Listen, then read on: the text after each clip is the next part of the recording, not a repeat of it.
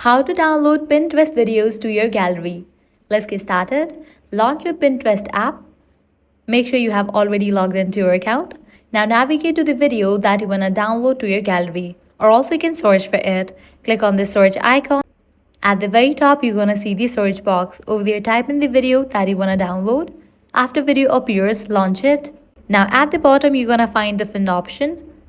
Click on the share option. You're going to get different option.